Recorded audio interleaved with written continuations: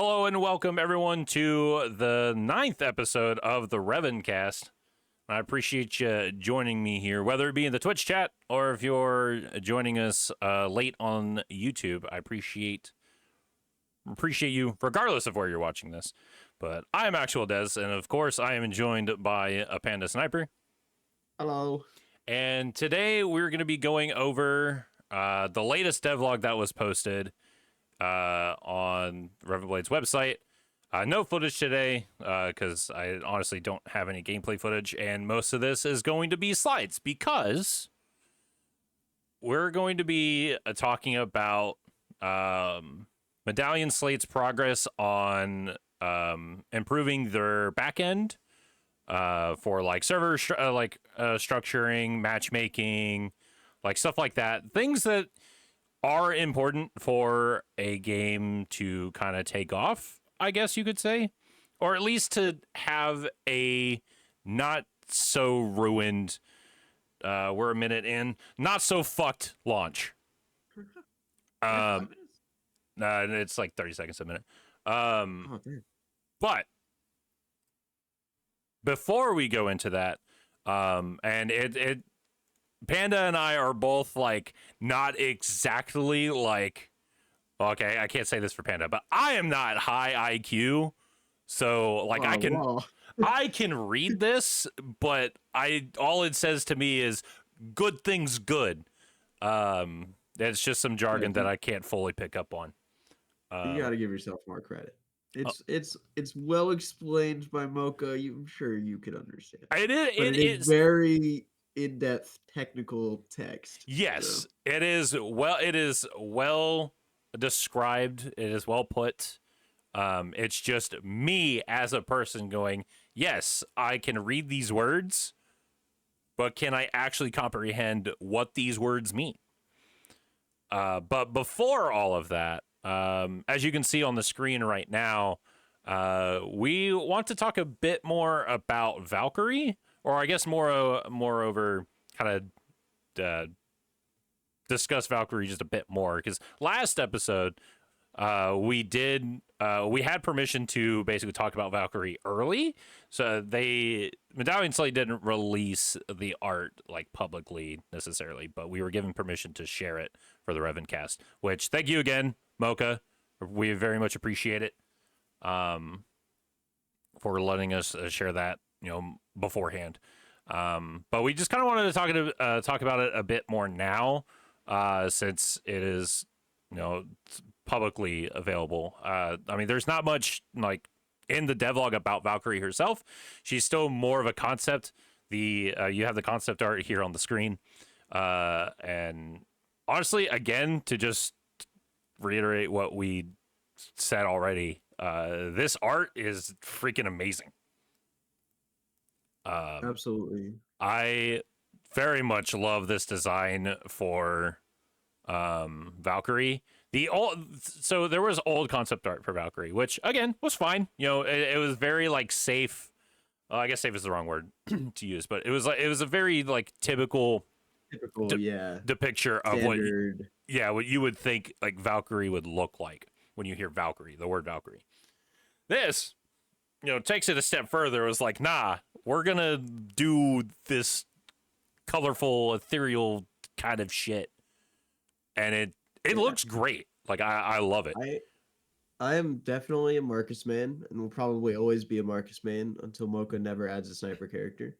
Yeah, Vivian. Vivian's close enough. That's true. All right, I'm a Vivius Margin man.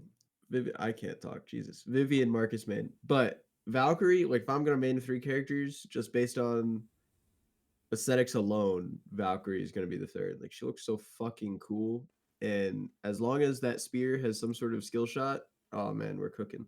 I can't imagine that she won't have some sort of skill shot where she throws the spear. Yeah, you throw the spear. I want the it does say last paragraph, feel free to share speculation ideas for how you think this character is going to work in the devlog. If you go to the Discord, you can pitch kit ideas, right? There's like a whole thread on them. We even did an episode about that. Yeah. Oh fuck, you're right. We did. I remember that. We could probably do more in the future. Who knows? Because I thought about it. Yeah. And no, one of the like first kit ideas pitched for Valkyrie was that if you hit a player and then within X amount of space behind them, the spear hits a wall, they get like pinned to Oh the wall. yeah. And that idea is just so sick. And yeah, I don't know, man. I just want to be able to aim a spear that has a fun gameplay around it Hmm. and look as cool as she does. Yeah, for sure. Then you have like the headshots on the side, which they're pretty much just like, I think they're just concepts of what her head could be. I see it as like an evolution thing. Like she could have like as she gets more kills or something, her head changes to like fit more to be more like a helmet. Because you can That'd be see cool. it's like a helmet that just kind of keeps shifting. Which I think is entirely possible. Um, do you think the spear might do an AoE on impact? I Possibly. mean, yeah, no idea. We have no idea what the spear even does. I don't even know if the spear is throwable. Like Yeah. obviously from the art, it looks like yeah, she's gonna throw it. But as far as we know, it's more like you wield it like a normal weapon, you know? And maybe you get like melee range +1, if that makes sense, like a Hmm. longer melee range You just have more or reach. something. Yeah. I don't Uh, know. We have no idea. yeah. I mean, this It'd be a it's sick augment. it's pretty much up to speculation right now because all we have for Valkyrie is this concept art. Um, so don't entirely know. I think it's very much possible that if Valkyrie does have a skill shot with her spear, it could be like an AoE effect. Because I mean, AoE is not a foreign concept. We have Kaya, who's like a AoE zoning character. Like that's Yeah. Kaya's thing. So it's not unheard of to have another character with some form of AoE, which We're uh also getting Sakara though. dude, damn it. I look, I'm waiting for that character, damn it. I'm so impatient. I'm pretty sure it's Valkyrie on beta and then Sakara after Valkyrie. So right? Valkyrie I is shortly after beta, so Sakara is sometime during beta. yeah, because I think it says yes. It says here in the devlog that Valkyrie will be available shortly after beta. I don't know if it was confirmed if Sakara's after Valkyrie, but it was confirmed. I don't not in like a devlog or anything, but the devs did confirm that Kraken was the last character to be made before beta. So, Before beta, yeah. which as a Sakaro simp, I was very very heartbroken. But I get it. You don't want to have too many things to work on. You don't want to add too much stuff to your plate. Bite off more than you can chew. So it makes sense. But I'm still heartbroken. So Got I trauma. yeah, exactly. So we gotta be a bit patient before we get our favorite Hydro homie. Um, which I also have this weird affinity for, affection for like water based characters. Like I want to play Sakaro. I main Harbor in Valorant. Like I don't know what it is, That's man. wild. It's Agua. But yeah. It's something in the Agua. Hey Murky, how's it going? uh, Welcome in. So yeah, that's basically Valkyrie. Just kind of want to talk about it a bit, kind of reiterate that Valkyrie will be coming soon, sometime after beta. We only have this concept art, no actual kit as of right now. But feel free to like speculate in the Discord, yeah. and as well as even in the comments down below for this YouTube video. If you're watching it here on YouTube, well, not here on YouTube, you know what I mean. But comment down below what you think could happen, like what Valk could do. And with that, we're gonna go ahead and move on to the main topic of today's episode, and that is what I have dubbed matchmaking jargon. Uh, it's back end infrastructure, like structuring and everything, making sure everything is good, spick and span. Sorry, I had to take a sip. Making sure everything is good for launch, so it's not like an absolute dumpster fire. Yep. I wonder So what game was like that. hold off, we're not there yet. We're not there yet. So, like they detail in the devlog, um, so for a part of beta, they're wanting to have skill based matchmaking to help avoid newer players getting matched up with veterans. Because honestly, getting pub stomped, Yep. not exactly the best feeling in the world, you know. Yeah, it feels awful. So in order for them to do that, they created a matchmaking system, and they completely changed the infrastructure of basically their back end, like for their servers and everything. And what you're looking at right now is basically what I screen grabbed from the devlog. You can see these images that we use in this podcast. You can see these on the devlog, which I'm going to go ahead and drop here in Twitch chat, and I'll be sure to leave a link in the YouTube description as well, so you can check it out for yourself. Also, please do, and download the game while you're there. Why not? So you have the launcher client, which basically it just represents the launcher running just locally on your computer. And when you try to log in, it'll basically connect you. It'll connect the backend server and you just by your username and password, encrypting it and stuff, just to make sure that like everything is good to go. And then it says, "Hey, you're here. We're good to go." And then that will basically feed into the backend server, where the backend server will then feed into the matchmaking server. And with the backend is it's currently only one server, and it does it has a limit, so it can only handle so much before it just overloads. And like I said, they go into massive detail on this devlog, and I'm just trying to summarize it as best as I can. You're doing great. You're doing great. I'm trying, man. There's so many words. I'm a card player. I can't fucking read. Do you want me to read? I mean, if you want, feel free. Yeah. So like this said, so the launcher client connects to the backend server. This also gives you authentication for anything like your chat messages, profile, any skins you own and stuff. It's basically like, hey, the person logging in exists and has this stuff, because all of that stuff is stored on the backend server.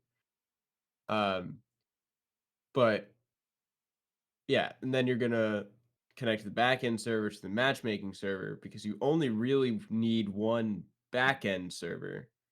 But with multiple people doing matchmaking, you're gonna want multiple matchmaking servers. So you don't want to duplicate your backend server, you want to duplicate the matchmaking server.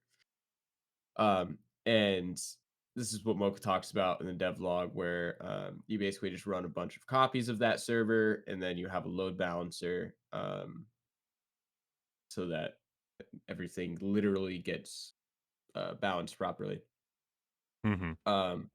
And it has to go, I believe some of the data has to go back to the backend server so that it can get shared between matchmaking servers. Yes, Yeah. because So I'm pretty like sure if it you're on details that.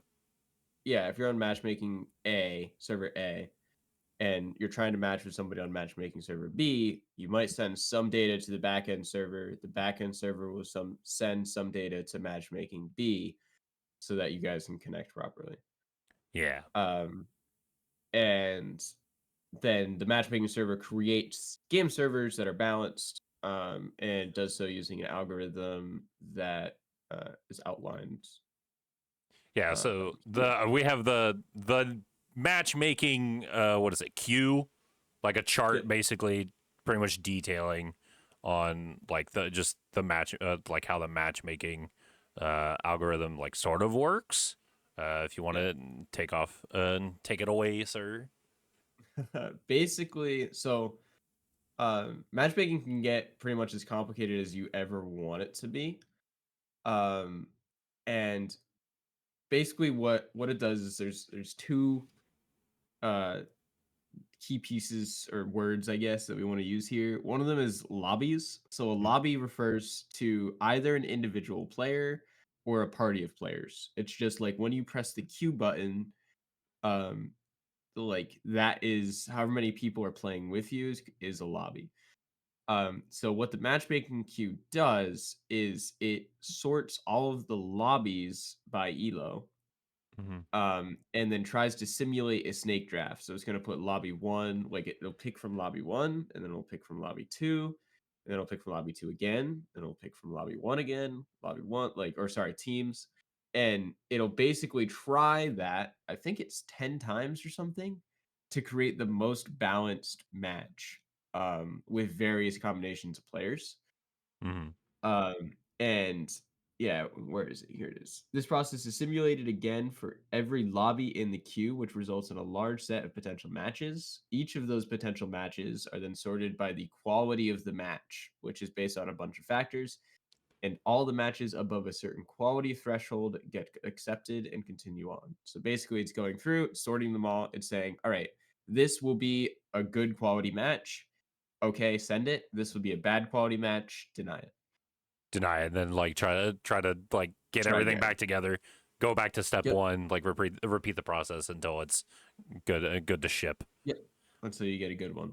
And that what constitutes a good match will get like wider and wider the longer you're in queue. So basically like those parameters open up more and more so that you will eventually find a match and not just be stuck in queue for 20 hours because your elo is 2000 and everybody else is 1000. Dude, that's a Yeah. major difference. Yeah, yeah. But like you would still probably be in queue for a while, but eventually you will find a match. Yeah, I mean, yeah. That's just how most like elo systems are handled, from what I understand, or at least Yeah. try as much to like Yeah. balance it as much as what it's being detailed I here. I remember that Overwatch when it first launched did have a cutoff in ranked. So Did like it? if your elo was like say you were a GM player, a Grandmasters player, Mhm. there was a certain cutoff where I think if you were like 4500 rank or something, you just couldn't play with Masters players. And it's not a Mhm. big deal most places because the population was high, but there were like some very specific like Africa servers or like Southeast Asia servers where it's just like you couldn't find matches because like your rating was just so high and there's so few people playing at like certain hours of the day that you're just literally in queue for hours. Yeah, Like that just waiting. feels awful. Yeah, just waiting. I remember watching a streamer that was literally just playing CS:GO matches while in queue for Overwatch. It was like dying. Jeez. Yeah, I mean, yeah, that's fair. Which also just like that kind of thing also just leads to more smurfing because you just create a new account and just play yep, it lower elo, so you don't have to wait 10 years for a yep, game. yep. Yeah, Um, someone got banned for that. That was funny. yikes. Yeah, But I yeah. mean, also good. Their main was too high ranked. So in like the corner of their screen, they were screen sharing the timer from their main account, and then they were just playing on their alt account. Jesus, Yeah, that's kind of insane. yeah. Dude, early Overwatch was wild. Yeah. It was a wild time. But yeah, once your match above a certain quality gets accepted, your matchmaking server opens a game server. So we have a backend server, matchmaking server. When the matchmaking server finds a suitable match, it opens a game server. Mm-hmm. When we have game server, it does a series of checks to make sure that like everything is still in sync. And you play the game. Yeah, I mean, there's nothing really much more. I mean, that's not like too complicated to grasp. I mean, that's pretty much just Yeah. making sure nothing breaks, nothing is like uneven or anything, making sure everything is just as smooth as possible. And then here on like the next diagram that we have here on the screen, basically just having a lot of data basically going back and forth between the test client, the matchmaking server with like just tons of just data requests and stuff that's also being shipped out into multiple like game servers. Although clearly what you see on the screen, this is more of like a simulated thing because they tested this out, I believe, like on some form of like virtual machine of some kind, I believe. Yep. And they did tests on what was it? They simulated up to 50,000 individual lobbies and 5,000 simulated game servers, all entering matchmaking at the same time, and it was able to catch up like with like little problem.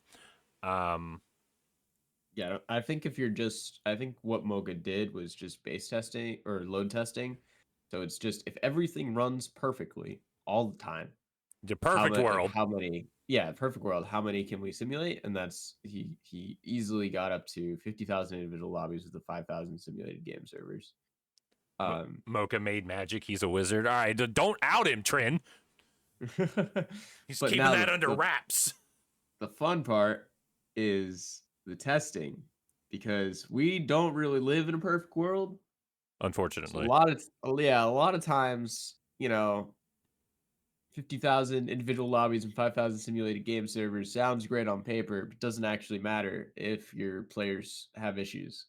yeah. So this is where I believe Mocha is currently in developing is like the full testing suite for how you test that everything works every time, Mhm. even if people have issues.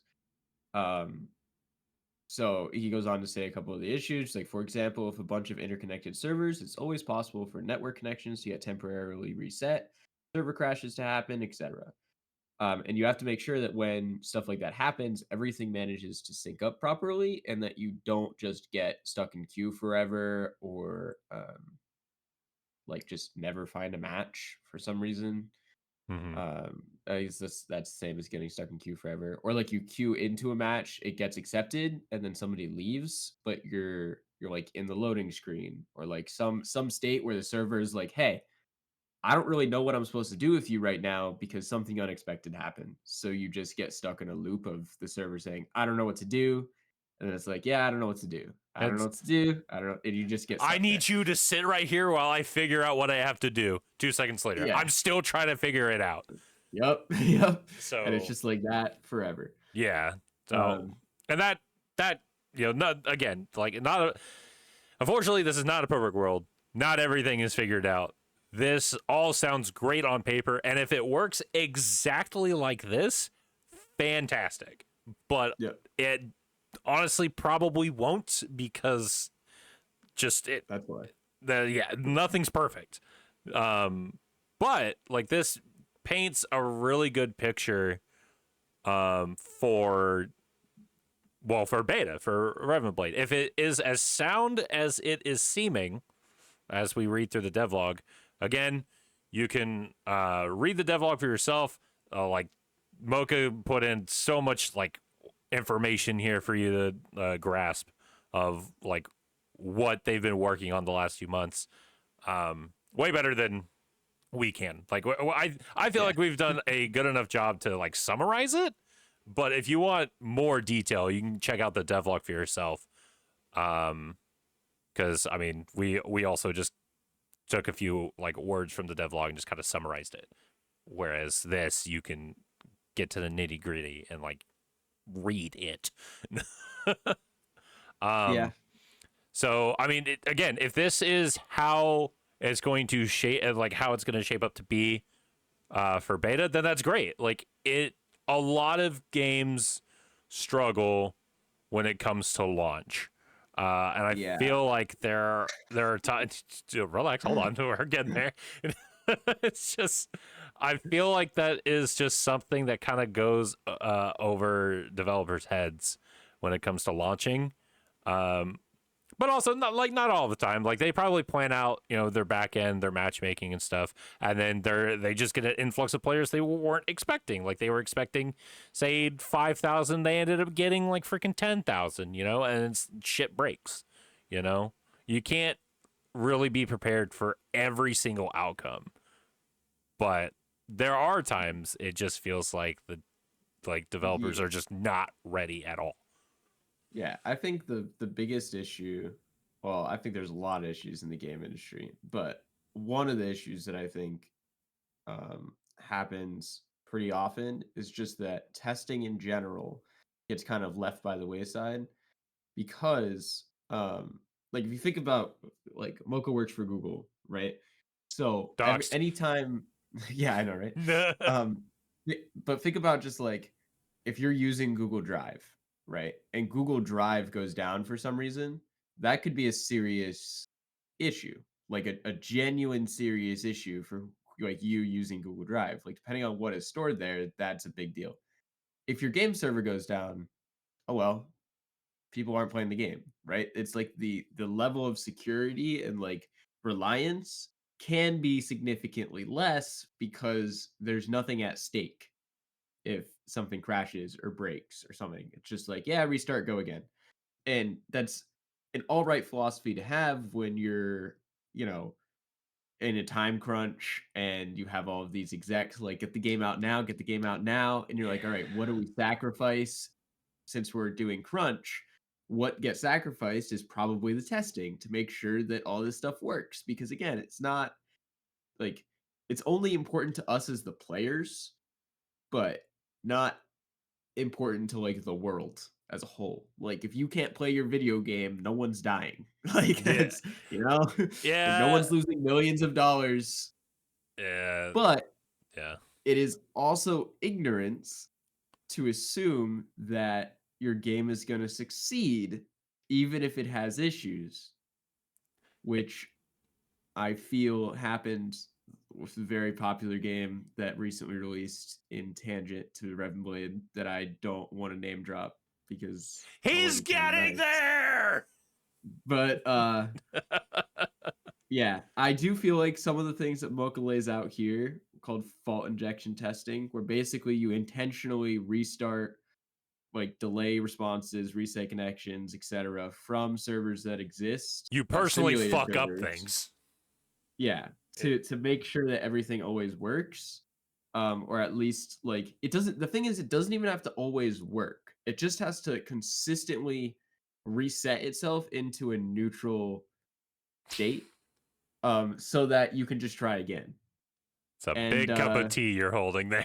yeah, it is a big cup of tea. I don't want to name drop the game, but it has a stamina system and it's a character game that's done in third person with yeah, it's a fun game. But they fucked up their launch by having a lot of the same server issues that Mocha talks about how he's going to fix here. And to me, the fact that a solo dev is even talking about this in a devlog and like explaining how he's going to do it, and then these issues are done by a $1 million game studio in release of a game is disappointing. I mean, But also it's yeah. really exciting from Mocha's perspective. Like from Reven Blade and Medallion Slate, it's really exciting because it means that this Reven Blade will have, hopefully, a more stable launch Mm-hmm. than competitor game. Then insert game. Uh, Yeah. so and that's the thing, right? It's really Is big. I like as a player, consumer, whatever you want to call me, very much appreciate the transparency of, hey, we want to work on this. Beta's coming soon. Don't worry, that's coming soon. But we want to work on this. This is why. This is how we're gonna fix it. This is how we think we'll fix it, et cetera, et cetera, et cetera. Like I just Yeah. appreciate that amount of information and that amount of transparency, because you are telling me I want to give you this masterpiece that we are working on, but I want to make sure it doesn't have any cracks. I want to make Yeah. sure it is perfect. It is not like faulty at all. And I'm telling you why it's not exactly here yet. And I'm telling you how I'm going to fix it. Yep.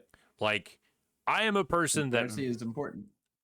that I am a person that very much appreciates transparency, as I'm sure a lot of people do. But I also enjoy like great detail of like you could just say, yeah, we're working on it and then leave it at that. But when someone goes, yeah, we're working on it, this is what we're doing, this is what's happening and this is how we're going to fix it. Like, you can just leave it at we're fixing it, but then you have other people that's like going several layers past, like down the iceberg, telling you like word for word of what's going on. And I just appreciate that, me personally. So with all this being laid out in front of us, it does get me a bit excited for beta. It has me like ecstatic for, the company, the game itself, because like even though this game is in like a pre-alpha state right now, it's fun, it's great. Well, okay, great. Hold on, let me back up. I'm getting too far ahead of myself. Like it's good. There's things to iron out, of course, but the game's making strides, and I just appreciate the amount of information and detail that we are given as consumers, players, whatever you want to call us. So, you know, props to Mocha, props to Medallion Slate for giving all of this information to us. I very much appreciate that. Yeah, I agree. Um, 100%. and Do you good. just going off of like how like beta and the start of beta, what's the maximum party size you want to see allowed? Uh, so Because it's effectively always going to be ranked, right? Because there's going to be an elo/MMR system so that right, noobs don't get pushed. So like what? And I'm fairly certain that ranks will be public. Like you'll know your rank, and then there will be like a top 10, top 50 leaderboard or something. right. Um, so yeah, like what's the highest party size you'd like to see? So this is like it's hard for me to really give a concrete answer for this because again, I don't typically care much for elo or ranked as much as important as it Yeah. is. Like I will say like it's something you should have in a game, but just me as a person, I don't have much interest or care for it.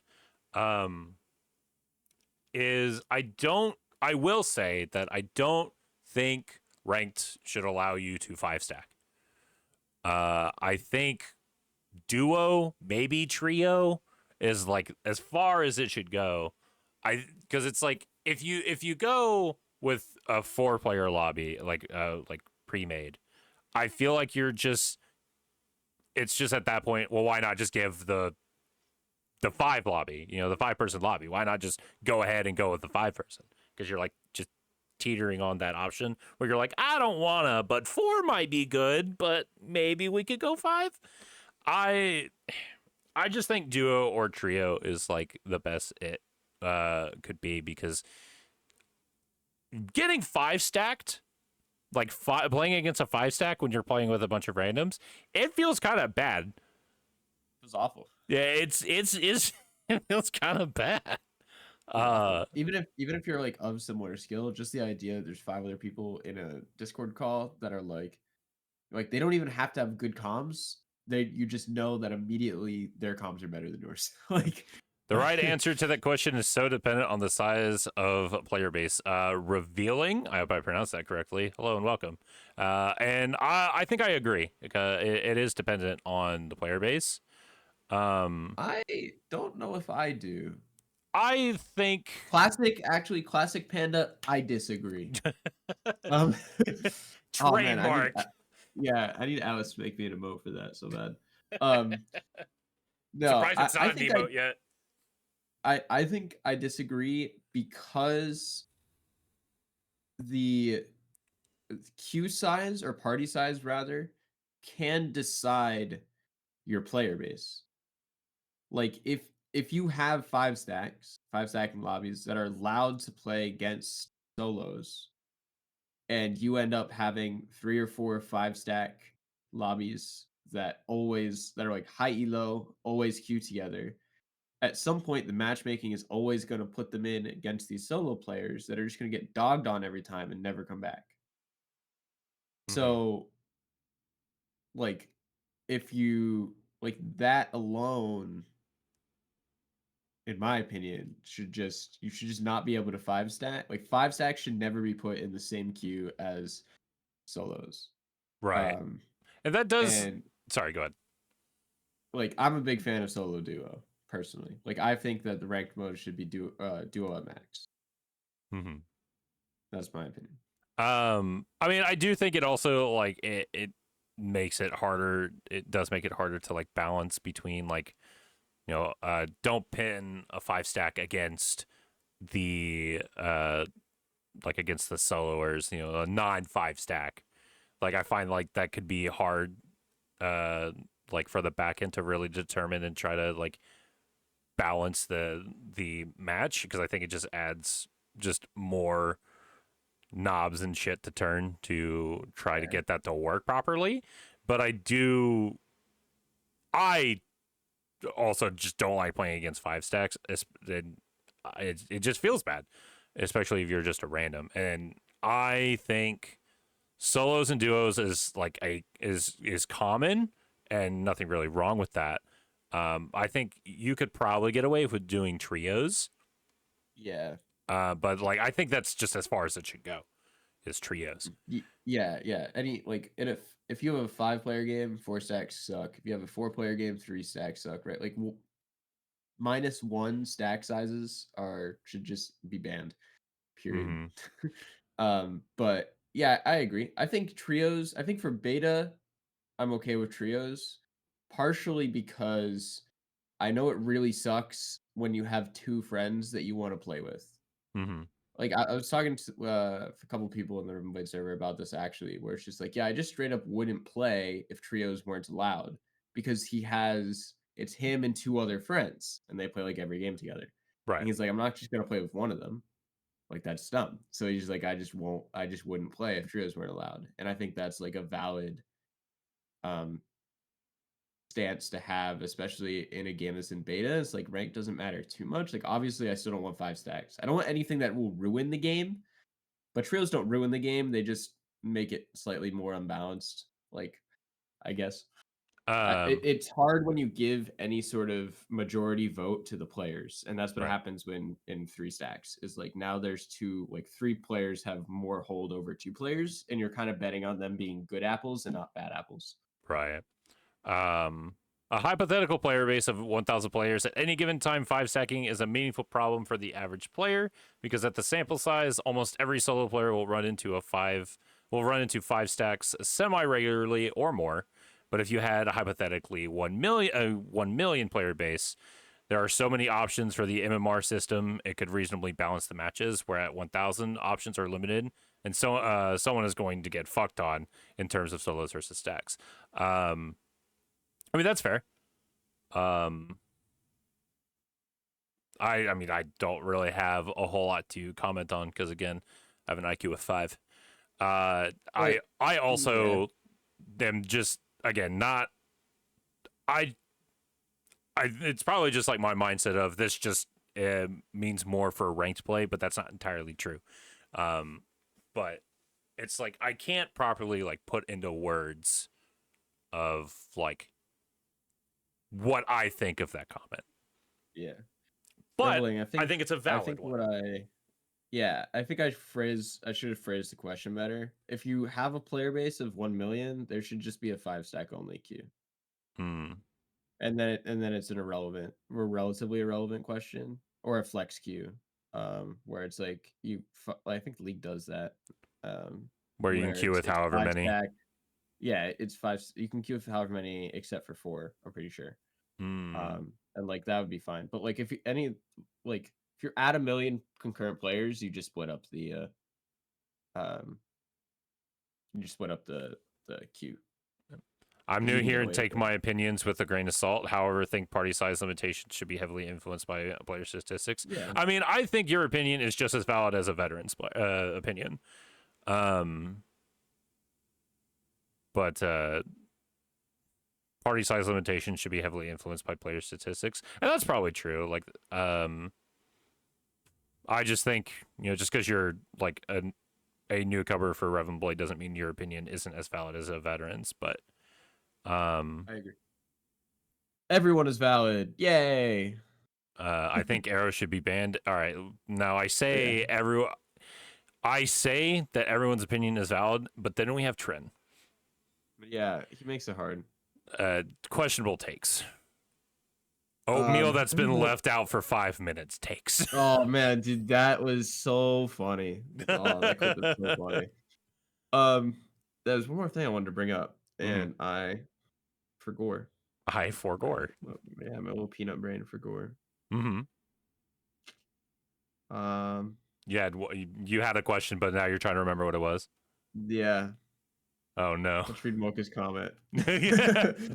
We'll probably Mocha at least Master. initially make it look like the same queue, but a 5 stack will, in my opinion, ever get matched against another 5 stack. So the queue is separate, but the ranked ladder is the same. And then at high elo, it just doesn't allow stacking. Okay. Um, that's probably fine. I don't know. Will only ever get Yeah, well, matched only against another. ever. Yeah. Okay. Um, Yeah, that's what Valorant does. Like it's not like you click the 5 stack Q button. It's just when you're in a 5 stack in ranked, it only puts you against other 5 stacks. yeah, in that instance, I think is fine. But just throwing a 5 stack into a solo player Yeah, yeah, is it's gonna be not. rough. Yeah, don't do that. So I mean, in that instance, yeah, sure, that's fine. And then maybe a Yeah. warning if you 5 stack the queue a time maybe longer. I think I wouldn't say most games. I think some games do that. I don't remember like what game specifically, but I think there was one game I played a long time ago that did something like that. Where if you were in like a 4 or 5 stack, they mentioned, hey, queue times might be a bit longer since you're not playing by yourself because woo, you have friends. Uh, Yeah. Look uh at you. 5 stacking just Popular creates guy. 5 stacking just creates a lot of rating dilemmas for a limited player base. I mean, Yeah. yeah, like I don't disagree with that. Um, That's why I wanted to ask you the question was because I'm a hardcore comp player. Like if a game doesn't have competitive, I will not pretty much will not play it. Like that's the reason I play games is to be competitive. And mhm. I know you're not like that. So I'm like, that's part of why I like this podcast, just because we have two different views. That is that. I But mean, that's that's valid. yeah, that's why I wanted to ask you, like, all right, I personally think that 5 stacking shouldn't be allowed, should be solo duo only. But you might have disagreed because I'm the type of person that's like, no, competitive integrity comes first. And Uh, you're the kind of person that's like, I just want to play the game. I mean, that is true. I just want to play the game. But also, I understand not everyone has that mindset, and everyone is their own person, has their own thoughts. Um, while I like solos, duos, like stacks, like that's like fine. I just think you could probably push it to trios, but it shouldn't go higher than that. But if you're implementing a system where you have 5 stacks go against other 5 stacks, I think there's an exception. Sure. But I think just maybe starting out or like just the smaller like player base, just keep it at 3, like at most keep it at 3, Yeah. a 3 stack. Um, Whereas with larger player bases, dilemma still exists, but likely becomes statistically insignificant. I think you should allow 5 stacking at average elos with a rating penalty for the stackers. Uh, Yeah. like What can I I was gonna say there's many ways you could go about it, right? But I don't know.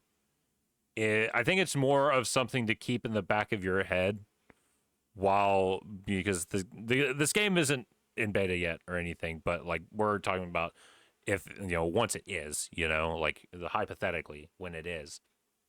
I still think it is dependent on the player base, and I don't know like I don't know. I'm trying to like put this into words, and I'm fucking fumbling. But I don't know. Yeah, Reveling, I'm pretty sure Mocha talked about if you 5 stack, it doesn't take the average of your MMR, it takes the highest rated person. Have I been saying it wrong? Damn. What? um, but I don't know, like this. I think like this has been like a very interesting topic. Even though like Panda and I both kind of looked at the devlog, like, I mean, we can still do this for an episode, but like, Yeah, it's a tricky one. how?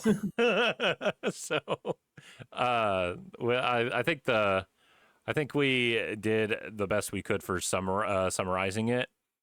Um, but I do think it's important for lower ratings to feel fair, and I mean, I agree with that. Um, because I mean, if it's not feeling fair at the low end, where most people like, which is high, like virtually the barrier of entry, if it doesn't feel fair there, then people aren't just gonna play. Um, so I mean, I think I agree with that. But this has been a very like nice like discussion, a nice discussion for the RevenCast. Um, but you know, we are at almost 46 minutes. I almost looked at the stream time. 6 minutes. Oh Yeah, my god. yeah. I mean, honestly, we keep saying, this is probably a 30-minute or like 25-minute like episode, and we go to almost 50 every time. Dude, I'm so excited for, like, I want Mocha to just go silent for like, I don't know, 3 months. Like, just take 3 months off work, go silent, and then just drop the biggest patch ever. And then we just sit there and we're like, all right, 4-hour Revencast episode. The Let's go. 4-hour test episode. Just cover everything in it. I mean, honestly, I will say, because I think we should start wrapping it up. Yeah. Is that I do look forward to beta. Obviously, we don't have a date yet. The best we have is near future. This last patch was pretty big. I mean, this devlog did have a lot of information to it. I agree. Yeah. And again, it had the discussion of Valkyrie, which again we covered in our last podcast, so we didn't want to spend too much time on it. But yeah, no, there was a lot of information here for the devlog. So thank you again, Mocha, for the devlog. Thank you for sharing it. Yeah. What were you gonna say? I don't remember. It was you said something about Mocha, and then I cut you off because I rude. said Mocha's got to drop the date. Oh, just drop the date, Mocha. casually drops date. Yeah. Just drop it. But I mean, I can understand keeping things close to the chest. That's perfectly fine. But I guess one thing just before tomorrow, bet. let's fucking he also does say towards the end that they are working on an in-game tutorial, yes, which I do think is necessary and will help a lot. Oh yes, I do. We did not mention that because it's part of the Valkyrie section. No, it's just above it. It's right before it. Yeah. But yeah, it's so important to make sure that like Revenblade has an unintuitive game mode for the most part, unless you actually know what's going on. And like literally just explaining, you walk into the tower zones when it's not captured, like the point's not captured, you get shot. You capture the point, you walk into the zones, nothing happens. You break the crystal, we move on. Like, and bada boom. Yeah, capture the shards gives you XP. Like it's not a super complicated game, but if you've never played it before and you're running around, you're like, what? Like, why is this capture zone in the middle? What does it do? Right? Like, what happens if I break the shards? Why am I getting laser beam from the sky? Yeah, like you still need to be like told like, hey, this is how this works. Like, even if people are coming in and saying, hey, I've played this kind of game before, get this tutorial out of my face, and then you have other people that's like, no, give me that tutorial. I need this. I need this because I've never played a game in my life, which is the year is 2024. So where the fuck have you been? But like tutorial, the in-game tutorial is always going to be necessary. It's always going to be nice to have in a game. As a new player, I didn't feel the need to have the objectives explained to me. I mean, that's fair. I can assure you, I have played with lots of new players that have needed to have the objectives explained. So. yeah, like Yeah, it's just it's something to have because you are going to have those players that have never played this type of game before. yeah, Um, like they've never played an objective based game or just never played like a this kind an of game just action period. shooter. Yeah, like Yeah, they've just never played this type of game before. So it's just something nice to have. Um but I mean, I digress. yeah, It's a nice thing to have. I'm glad it's being considered slash worked on. Like by what we're reading here, it's being worked on. yeah. But yeah, it's like I'm excited for beta. Uh, like with all this information like laid out in front of us, it gives me high hopes for the game's launch. Obviously, kind of have to be a bit realistic. It's not going to be perfect.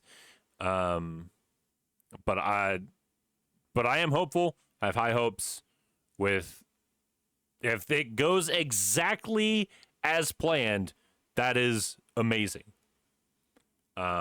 And I'm just even more excited for beta. And speaking of being excited, Mocha, when am I getting Sakaro? Please. Damn, damn. I mean, I know when we're getting Sakaro. Sort of like as in he's coming soon. Um, but like I want to play my Hydro homie.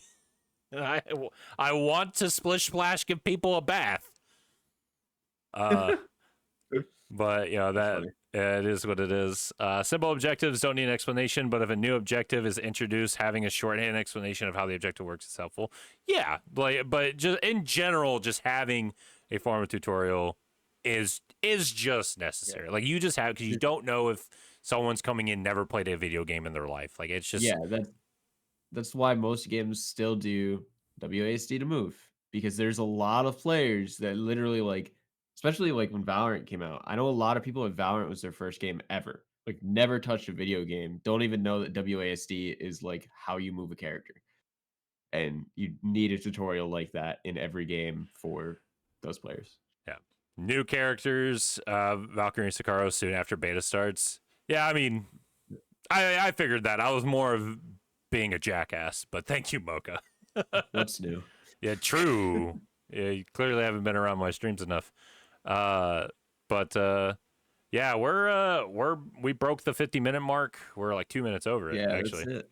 So I think we're gonna go ahead and wrap up the RevenCast here today. Thank you for everyone that has tuned in for the Twitch stream. I appreciate you very much. And if you're checking out the podcast on YouTube, I also appreciate you very much. Come by my Twitch channel sometime. I play all kinds of games. I don't do just Reven Blade on Twitch. I play all kinds of games there. So I'd love to have you. And if you're checking out the Twitch channel, go ahead and check out my YouTube. Same name, Actual Des, over on YouTube. I post the podcasts over there within the next day or two after we stream it.